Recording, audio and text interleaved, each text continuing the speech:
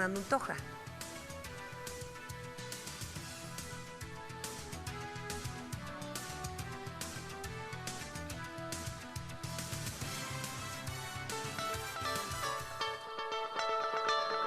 Fernando Untoja nació el 30 de marzo de 1950 en la localidad de Guayamarca, en la provincia Carangas del departamento de Oruro. Proviene de una familia minera de origen aymara. Su padre fue minero trabajador de la mina San José. Fernando Untoja comenzó sus estudios escolares en 1956, saliendo bachiller el año 1967 del Colegio Bolivia de la ciudad de Oruro. En 1976, Fernando Untoja es expulsado de Bolivia por decisión del gobierno dictatorial del presidente Hugo Banzer Suárez, el cual exilia a Untoja en Francia. Aprovechando su estadía en el país europeo, Untoja decide continuar sus estudios profesionales e ingresa a estudiar la carrera de Economía en la Universidad de París, en la ciudad Nanterre. En esa misma casa de estudios realizó también especializaciones, culminando maestrías y doctorados en áreas como ciencias políticas, filosofía y literatura. Cabe mencionar que Fernando Untoja permaneció en Europa por un lapso de 10 años, estudiando y viviendo en Francia desde su exilio en el año 1976 hasta 1986. En 1986, Fernando Untoja decide retornar a Bolivia, en donde empieza a trabajar como docente universitario, dando cátedra en la Facultad de Economía de la Universidad Mayor de San Andrés de la ciudad de La Paz, así como también en la Universidad Técnica de Oruro y en la Escuela Militar de Ingeniería. Asimismo, Untoja se dedicó a la investigación, desempeñándose como investigador en el Centro Andino de Desarrollo Agropecuario y también a la consultoría.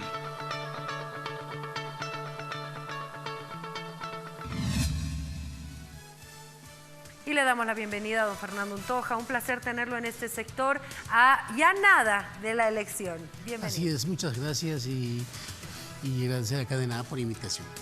¿Por qué quiere ser vicepresidente? Es que Bolivia está dividido en dos campos, un campo que apunta a la dictadura y otro campo que defiende la libertad y la democracia. Hay que ser actor político en estas épocas porque existen funcionarios al gobierno, pero a su vez existe una ambición y una intención de perpetuarse en el poder del señor Morales y del movimiento socialismo. Entonces hay que enfrentar con ideas, con propuestas desde el campo de la libertad y la democracia. Hablemos de propuestas que está planificando el movimiento nacionalista revolucionario, por ejemplo, en el área de educación. Primero hay que decir que el MNR es un partido institucionalizado en Bolivia, luego es un partido que piensa el país, que renueva sus cuadros, su pensamiento, y tal vez es el único partido que tiene capacidad de dar respuestas en diferentes campos. A nivel de educación, en este momento no existe conexión entre el aparato productivo, la parte académica y el Estado. Las cosas funcionan de manera en desfase. Por ejemplo, los centros académicos forman profesionales, pero no saben para qué forman. Es decir, se ha convertido en una fábrica de desocupados. A nivel secundario y primario, la gente más se ocupa de simbolismos, de pachamamismos, de fiestas y no se dedica a estudiar. Entonces no se puede medir la calidad del bachiller, por ejemplo, en este momento. Entonces es necesario reformar la universidad. Pero para reformar la universidad, el nivel secundario como también primario, es necesario también tocar la constitución política del Estado. Pensamos de que la educación primaria tiene que apuntar con lenguas extranjeras desde nivel, al menos inglés, mandarín, francés, otra lengua más, para estar en el mundo. Luego tiene que estar el bachiller formado en 3 especialidades: ciencias duras, ciencias suaves y letras. ¿Para qué? Para que entre directamente a la universidad y que esté listo para aprender una profesión a nivel académico y estar en el mundo con competitividad, con conocimiento, igualmente con dominio de lenguas. Para eso necesitamos un ministerio de universidades. ¿Ministerio de Universidades? ¿Que sea diferente al Ministerio de Educación? Diferente, porque el Ministerio actual no hace nada. No piensa la cuestión de la formación profesional. Este Ministerio de Universidad tiene que coordinar empresarios privados, por un lado, el centro académico, que es universidades privadas y públicas, y más el Estado. Diseñar políticas de relacionamiento y viendo las necesidades de la empresa privada y la demanda de estas para pedir profesionalización adecuada al funcionamiento de la máquina económica. ¿Ustedes incrementarían el presupuesto a la educación? De acuerdo, hay que incrementar. Primero hay que pagar bien los profesores, desde primaria, secundaria y universidad. ¿No ganan bien en nuestro país? Los profesores de primaria y secundaria no ganan bien. Realmente son mal pagados, porque yo sé que el profesor de colegio y de primaria son soldados del Estado que forman generaciones para pensar. Si no fueran los profesores de primaria y secundaria, la gente quedaría en la ignorancia. Es mucho más importante que el ejército o las Fuerzas Armadas. Por eso planteamos servicio militar voluntario. Entonces, dar más opción a los profesores, porque los profesores tienen que ser bien pagados. A nivel universitario, la investigación es deficiente. No hay investigaciones que son directamente aplicadas en la empresa privada o en el sector productivo. Entonces, se investiga para archivar en las bibliotecas, puede haber 100 de nota para el que está egresando o para el que defiende su tesis, pero no tiene ninguna utilidad para la economía. Entonces hay que mover, dinamizar los centros de investigación en física, química, economía, marketing, sistema bancario, porque si no hacemos eso, entonces trabajamos en desfase con el aparato productivo. ¿Qué pasa con el tema de la economía? Haciendo referencia a que se va a incrementar, si el MNR es gobierno, el presupuesto para los maestros. ¿Qué sucede, por ejemplo, con los bonos que se dan en este momento a estudiantes, Juancito Pinto, Juana Zurduy, a las personas de la tercera edad? Mire, eso está ligado con la cuestión productiva. Si no se produce, no hay bonos. Si no hay excedente, no hay bonos para nadie. Mientras haya extractivismo, el gas o mineral, hay bonos. Pero si no hay extractivismo, no hay bonos. Entonces nosotros proponemos la creación de 200 empresas privadas. Estas tienen que producir, luego generar empleos, exportar, traer divisas. En esa situación. 200 empresas privadas. Privadas, sí, privadas. ¿Por qué hace referencia a las empresas privadas? Porque ¿quién podía producir excedente en el país? La empresa estatal no produce excedente. Genera burocracia, aumenta burocracia, por tanto son consumidores simplemente del excedente. El único sector que puede producir excedente es la empresa privada. Hay que capitalizar entonces Bolivia, que vengan capitales extranjeros, inversión extranjera directa, estimular a los empresarios privados y la gente que tiene capital en Bolivia para armar manufactura. Y para eso hay que liberar en aduana arancel cero para los que importan maquinaria o bienes de capital para instalar su empresa. Si no hay empresa en Bolivia privada, no hay empleos. ¿Dónde va a trabajar la gente? 500.000 empresas, 500.000 empleos en la burocracia, pero ¿qué producen? Nada, pero sacan doble aguinaldo. Nosotros no queremos eso. Queremos una economía liberal donde el individuo decida y que apueste a incrementar el excedente del país. ¿Qué harían con las empresas públicas en este momento? Por ejemplo, Lácteos Bol, la empresa de vidrios. Y San Buenaventura. También la empresa azucarera. ¿Qué harían con estas empresas? ¿Qué haríamos? Yo pongo para que la gente piense. ¿Qué haríamos con San Buenaventura, que en este momento no produce ni un kilo de azúcar, no tiene materia prima, no tiene mercado ganado? ¿Qué haríamos? Uno sería dejarlo tal cual ahí, para que se quede y como museo. La otra sería cerrar. La otra sería pagar a los que mantienen ahí limpiando cosas de la fábrica esa, pero hay que pagar energía eléctrica. ¿Quién podía comprar San Buenaventura en este momento? ¿Qué empresario se interesaría en comprar? ¿Y cuánto pagarían? No pagarían ni 5 millones de dólares, cuando ha costado casi 400 millones. Es necesario entonces hacer empresas mixtas, donde lo privado administre y que racionalice. Es necesario hacer cálculo económico porque en este momento las empresas estatales no hacen cálculo económico, solamente piensan de que están aportando socialmente, generando burocracia. Entonces, la capitalización implica ¿qué cosa? Implica hacer acuerdos privado-públicos. ¿Para qué? Para al menos ganar mercado en el mundo. ¿Qué ha ganado, por ejemplo, San Buenaventura como mercado en el mundo? Nada. ¿Qué ha ganado, por ejemplo, Quipus? Cero.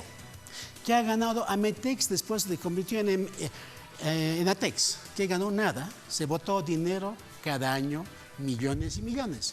Entonces el Estado, como modelo económico, ha fracasado. Mientras exista excedente, pueden hacer alarde de que están bien.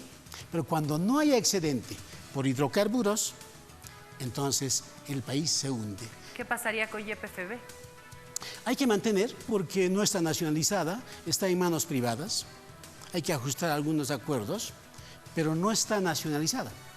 Pero sin embargo, lo que aporta yacimientos es la obra de Goni número 1, o sea, Goni 1. Si no traía capital extranjero Goni en su primera gestión, no había IDH, no había bonos, no había nada. El gobierno desde hace 14 años no perforó ningún pozo con gas. Si perforó un pozo, perforó, pero no encontraron gas. Entonces perdieron plata. Entonces acá hay que ser bien serio y pragmático, también frío. Si nosotros damos toda la cara ideológica a la economía, hemos fracasado. Entonces hay que dar una cara técnica y una cara científica. ¿Doble aguinaldo eliminarían? Pero el doble aguinaldo es una discreción en la distribución del excedente. 4 genios deciden que hay que dar doble aguinaldo. 4 genios. 4 genios que no saben cómo producir, no entienden la economía y solamente han dado una dosis política, una carga política al doble aguinaldo. Con el doble aguinaldo han muerto miles de pequeñas empresas. ¿A quién beneficia el doble aguinaldo? Solamente beneficia a la burocracia del Estado. Entonces, es una repartija, llamemos así, sin sentido y antieconómico. ¿Qué pasa con la subvención a los hidrocarburos? Hoy se está viviendo una jornada muy tensa y violenta en Ecuador a raíz de la decisión del presidente de eliminar la subvención a los combustibles. ¿Cuál sería la posición del MNR en torno a esto? La subvención es uno de los males en los países del tercer mundo. Se ha habituado, ¿por qué se subvenciona? Porque no se ha creado otro sector productivo capaz de generar más excedente y aliviar el consumo de energía. Entonces, ¿qué hay que hacer? A la larga, tenemos que reducir poco a poco la subvención. Porque no podemos vivir con subvención cada vez. Y cuando existe subvención y cuando se mueven los precios internacionales, prácticamente el Estado va pagando millones y millones en la subvención de la energía. Entonces hay que pensar eso y hay que bajar gradualmente. ¿Qué pasa con la justicia? Es otro tema también que pone en agenda a la gente el momento de pensar en su voto. A ver, la justicia, ¿hay justicia acá? No hay justicia. Y donde no hay justicia no hay Estado. El Estado Provincial Nacional es una camisa de arlequín. Han inventado el voto popular para elegir a los magistrados de la justicia. ¿En qué terminó? Terminó en la corrupción, terminó en prebenda, terminó en nepotismo y protección de la delincuencia y fundamentalmente protección de la corrupción. Eso hay que cambiar. Es mejor que vayan notables propuestos por cada departamento para ocupar esos cargos y pasen por la asamblea. Y realmente cada partido que está ahí proponga a la gente la más noble, la más proba. Además, es hipócrita decir que los que son candidatos no tienen que tener militancia. Es mejor que diga la gente, yo soy militante del MAS, quiero estar en el órgano judicial. otro que diga yo soy militante del MNR, yo soy militante del partido de Ortiz, etcétera, porque así se van a ver las caras. Pero ahora no, es un grupo de hipócritas que han dicho que no son militantes cuando son militantes todos los demás. Entonces hay que esas cosas destruir. Ahora, si nosotros cambiamos eso, podemos luchar contra la corrupción. En este momento el Poder Judicial protege a la corrupción prácticamente. Los honestos están adentro, pero los corruptos están felices. ¿Y el corrupto qué es? El corrupto es un criminal, porque cuando ha robado millones, ha muerto niños en los hospitales, señoras han muerto, la gente se ha separado de su pareja porque no ha conseguido trabajo. Es un criminal, no solamente ha matado uno, ha matado varios. Nosotros planteamos, decimos basta la corrupción, cadena perpetua para los corruptos y confiscación de sus bienes y eso destinar a la salud y la educación. ¿Qué pasaría con el tema del medio ambiente? ¿Cuál es la propuesta del MNR en una situación que nos ha tocado vivir tan delicada con los incendios en la Chiquitanía, en el Parque Nacional Tunari, gente que ha fallecido en estos incendios? Pensar el medio ambiente separado de la máquina económica no tiene sentido. La cuestión del medio ambiente está ligada y es resultado de la manera como funciona la máquina económica. Porque lo que se produce contamina y lo que se produce hace de que la frontera agrícola se ensanche. Si no fuera la máquina económica, todos estarían bien con el medio ambiente y la ecología. Entonces acá no hay que tampoco embarcarse en fundamentalismos ecologistas o medioambientalistas. Lo realista es pensar la máquina económica y para eso hay que sustituir el extractivismo por la agroindustria orgánica y bioorgánica. Entonces hay que cambiar las relaciones. Dejar de ser extractivista implica entonces cuidar la naturaleza, cuidar los ríos, cambiar de matriz productiva, apostar a la agricultura. Cuando digo orgánica y bioorgánica, quiere decir de que queremos abonos naturales, gente sana trabajando, plantando tomates, cosechando tomates, exportando ese producto a Europa, a Estados Unidos. Es una cosa sostenible en el largo plazo. Si pensamos así, entonces vamos a cuidar el medio ambiente. Pero el medio ambiente tiene que ver con el individuo. Si el individuo es sano, cuida su cuerpo y su mente, entonces va a cuidar el medio ambiente. Pero si el individuo no es sano, no cuida su cuerpo, no puede cuidar su mente, entonces ¿cómo puede cuidar el medio ambiente?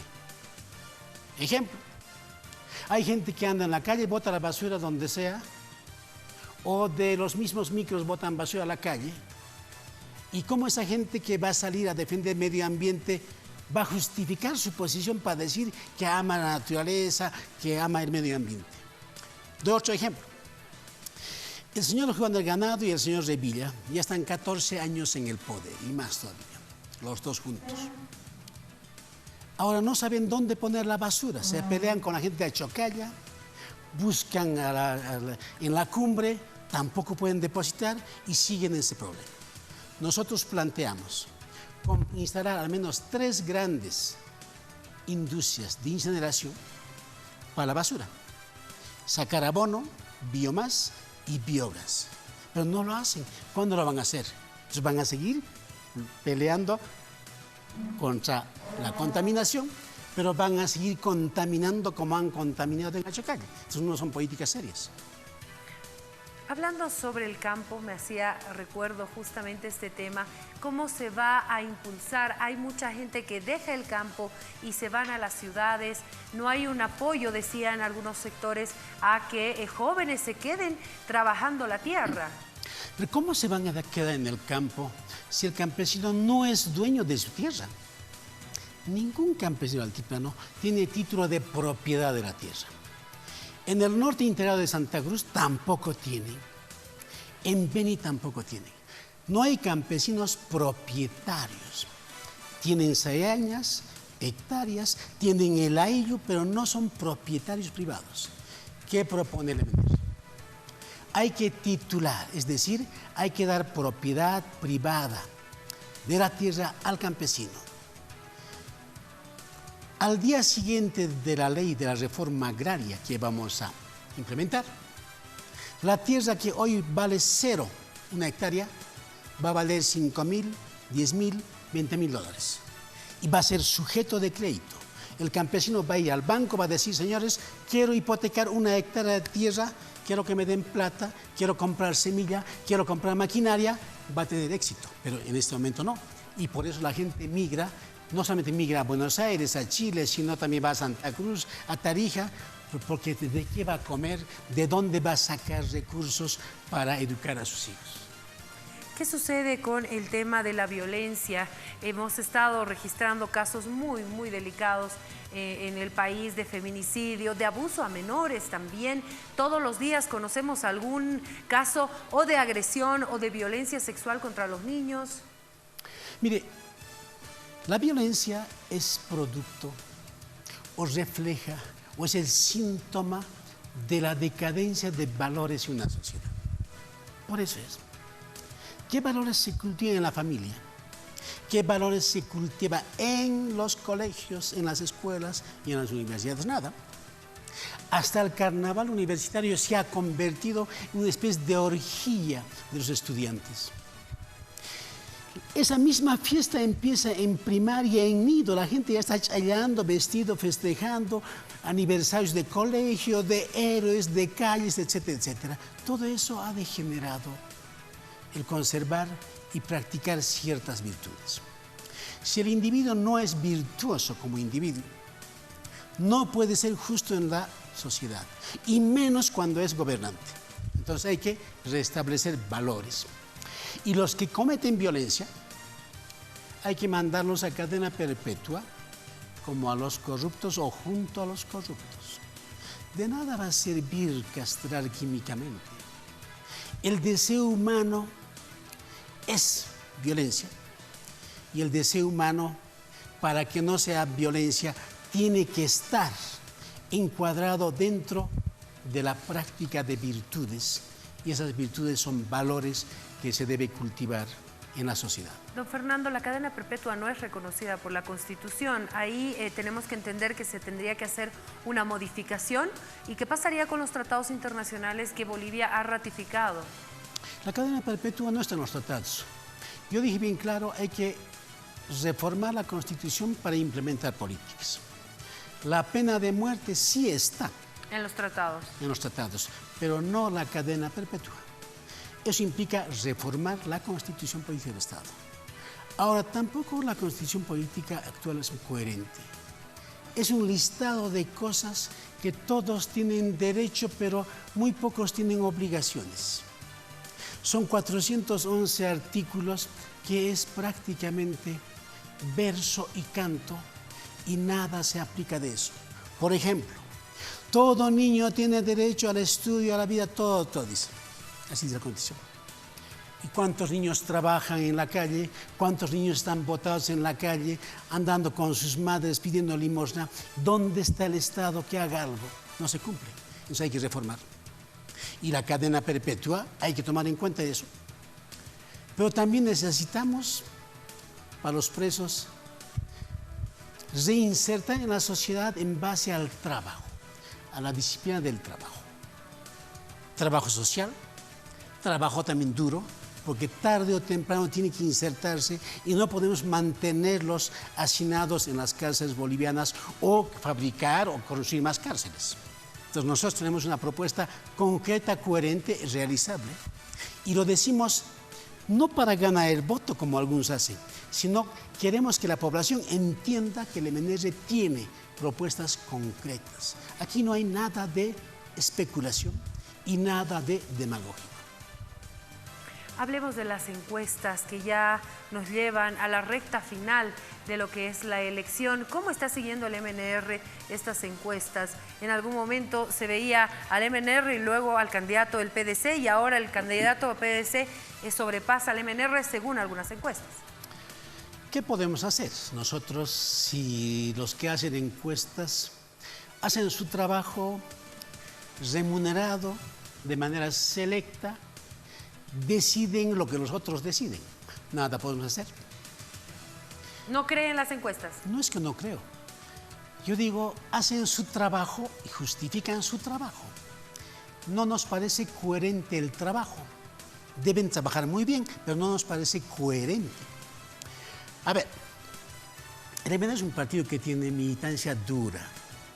Tiene un voto duro de 7%. Duro. Y está en todo el país.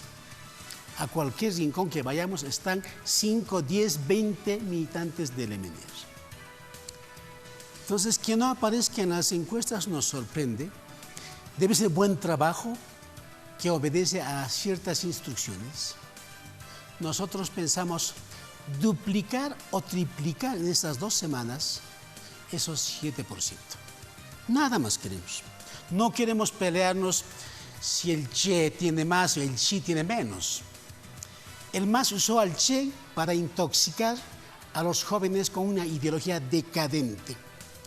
Y hoy el MAS utiliza al Xi para manipular las encuestas y para manipular y devalorizar a los partidos que realmente tienen propuestas.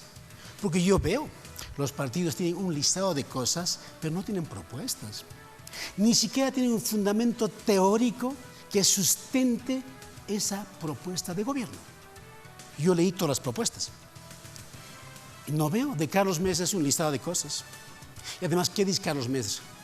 Voy a debatir eso, dice. Este 8 voy a debatir. Todo quiere debatir. ¿Cuándo va a debatir? ¿Cuando esté en el gobierno? Para estar en el gobierno tiene que tener unas propuestas claras. Allí no se debate. Por eso hay propuestas. Y lo propio del MAS, ¿qué es? Es apología de lo que han hecho. Todo bueno, pintan el paraíso, pero eso no es propuesta de gobierno. ¿Y el MAS qué ha hecho? Ha improvisado políticas cada mes o cada día, con canchas, con balones, con fiestas. Eso no es hacer gestión pública, ni hacer política económica, ni de desarrollo en el país. Don Fernando, le voy a dar nombres y usted me va a dar un concepto de estas personas, por favor. Lapidariamente. Se lo dejo a su criterio. Evo Morales. Es un gran impostor del indigenismo. Oscar Ortiz. Es un señor que apenas conoce a medias Bolivia. Chi Yun-chu. Es un intruso. Carlos Mesa. Es un jailón que reúne a sus amigos de colegio. Ruth Nina. Es una señora al servicio del MAS. Félix Pazzi. Es un exministro que pedía perdón después de haberse embriagado. O sea, es decir, es un ebrio. Víctor Hugo Cárdenas. Es un hombre con experiencia, debo decir así. Y bueno, es Víctor Hugo Cárdenas, y pienso de que es un hombre importante. Israel Rodríguez. Demasiado novato en política. Le agradezco mucho, don Fernando, por haber estado con nosotros y ayudarnos a conocer un poquito más la propuesta del MNR, porque este espacio, el objetivo que tiene es justamente ese, informar a la población para que vayan y voten con conciencia de lo que realmente quieren de este país. Muchas gracias. Gracias, señora Priscila. Un placer. Nos vamos a la pausa, querido Ricardo. Son las 23:02. Siga con nosotros. Volvemos luego de esta pausa con más A Todo Pulmón.